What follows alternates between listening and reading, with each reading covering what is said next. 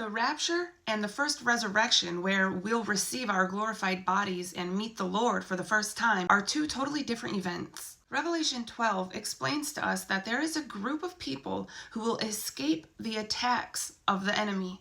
It says they will be given the wings of an angel to fly to a safe place in the wilderness prepared by the Lord, and that they will be provided for and taken care of for 3.5 years. Being given wings of an angel doesn't mean turning into an angel. It means that these protected people will be angelically transported by heavenly vehicles. Then when the enemy realizes that he cannot attack this specific group of Christians, he turns and wages war against the rest of the people who keep God's commands and hold fast to their testimony about Jesus, indicating that they too are faithful, seasoned Christians, not just people who came to the realization that God is real once they saw the rapture happened. That means that there are people around the world who have strong faith, but yet will not be raptured. Isaiah 15:2 says, "Those destined for death, to death, those for the sword, to the sword, those for starvation, to starvation, those for captivity, to captivity." And that's reiterated at Revelation 13:10. Christians on this earth have different destinies.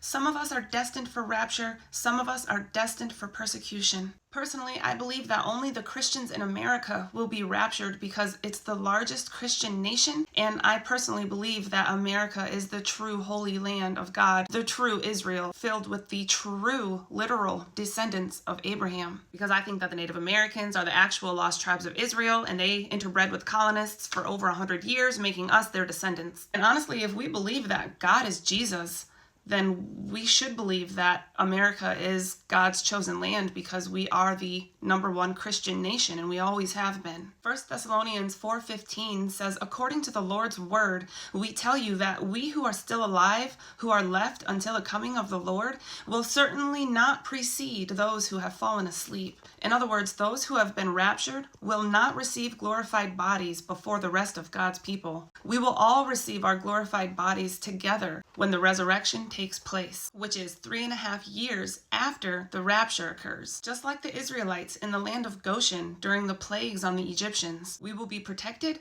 but we'll still be in our current bodies, and it still won't be time for us to meet the Lord in person. Rapture just means to carry away. We'll be relocated to a place of safety before the plagues of the tribulation begin, and will be provided for during that 3.5 years. 1 Thessalonians 4:16-18 says, "For the Lord himself will come down from heaven with a loud command, with the voice of the archangel, and with the trumpet call of God, and the dead in Christ will rise first." The dead in Christ will rise first because those who have been raptured will see the resurrection of the dead. What a wonderful thing that God has planned for us to witness. We will be in awe. Then it says, "After that, we who are still alive and are left will be caught up together with them in the clouds to meet the Lord in the air. And so we will be with the Lord forever." The reason why we'll meet the Lord in the air is because this is when he'll be descending to earth to begin his 1,000-year reign on earth.